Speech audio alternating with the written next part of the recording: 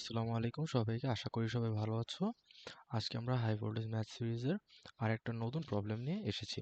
এই প্রবলেমটা একটু আমরা পড়ে দেখি। এটা হলো কি, একটি বস্তু একটি উল্লম্ব কোণকের মধ্যে অবস্থিত যার ভেতরের তল মসৃণ। আমরা একটা উল্লম্ব কোণক নিয়েছি। এই যে এখানে আমরা একটা উল্লম্ব কোণক দেখতে পাচ্ছি। দেখো, এখানে আমরা একটা উল্লম্ব কোণক দেখতে পাচ্ছি। এই কোণকের ভিতরে কি একটি বস্তু অবস্থিত। ওকে, বস্তুটি ভেতরের তলে 5 মিটার পার সেকেন্ড বেগে ঘুরছে। কোণকের শীর্ষতে বস্তুটির ওজন কত? অর্থাৎ একটা বস্তু আছে, ধরলাম বস্তুটি এরকম, বস্তুটি এখানে আছে।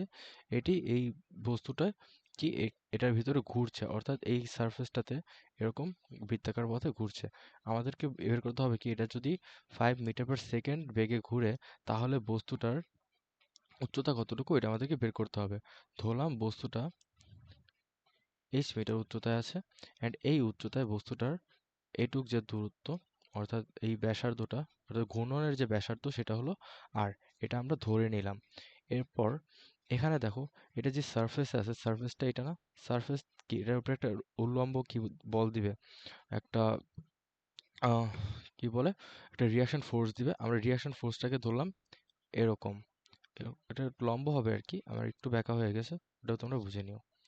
তারপর দেখো, এটাকে যদি আমরা এভাবে সোজা করে দেই, অ্যান্ড এই অ্যাঙ্গেলটা যদি আমরা থিটা ধরি, তাহলে এই অ্যাঙ্গেলটা কি হবে, 90 মাইনাস থিটা। তাহলে বেসিক্যালি এই অ্যাঙ্গেলটা হয়ে যাবে কি, টোটালটা 90 হলে এটা 90 মাইনাস থিটা হলে 90, এটার জন্য কি হবে 90 মাইনাস 90 মাইনাস থিটা, অর্থাৎ এটার মানও হয়ে যাবে থিটা।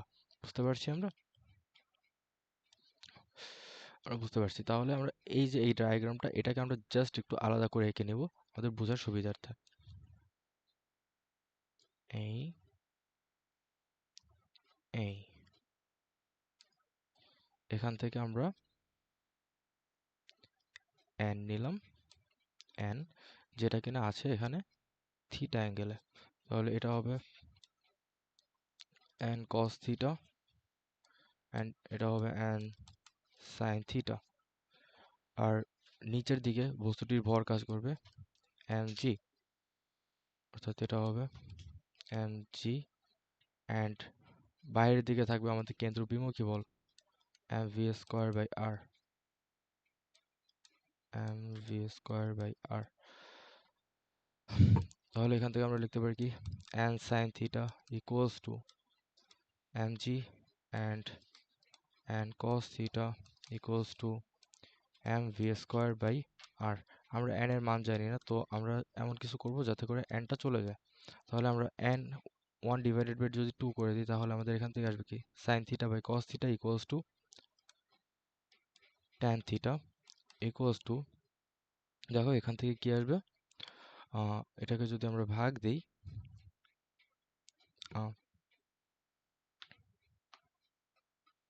তাহলে আমাদের আসবে হলো গিয়ে আর জি বাই ভি স্কোয়ার। আচ্ছা দেখো তো, তোমরা ব্যাংকিং কোণের সময় কি পড়ছিলা, যে tan theta equals to v square by r g, সূত্র মুখস্থ করছিলা তাই না? দেখো এখন কি সব জায়গায় মিলে মিলে না, এখানে কি আর জি বাই ভি স্কোয়ার চলে আসছে, জাস্ট এমনি একটু দেখালাম।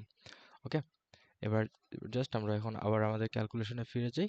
এখান থেকে যদি আমরা ট্যান থিটার, এখন দেখো তোমাদের কাছে থিটার মান জানা নেই, কিন্তু ট্যান থিটাকে কি রিপ্লেস করা যায়, একটু দেখো তো। এইটা যদি আমাদের, দেখো এই অ্যাঙ্গেলটা যদি থিটা হয়, থিটা ইকুয়ালস টু আমরা কি জানি, লম্ব বাই ভূমি না, এইটা যদি থিটা হয় তাহলে এটা লম্ব কি আর, অ্যান্ড ভূমির জায়গায় কি আছে, এইচটা আছে না, এই টোটালটা এইচ না, এই যে আমরা এইচ ধরে নিয়েছিলাম। তাহলে ট্যান থিটা ইকুয়ালস টু কি লেখা যায়,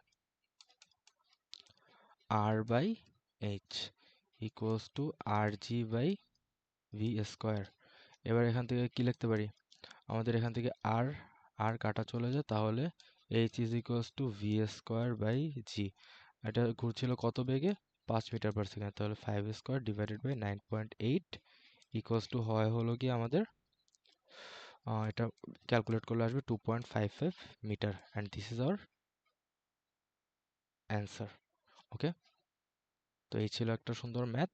পরবর্তী ভিডিওতে ইনশাল্লাহ আমরা আরও সুন্দর কিছু ম্যাথ নিয়ে আসবো। তো আজকের জন্য এই পর্যন্তই, আল্লাহ হাফেজ।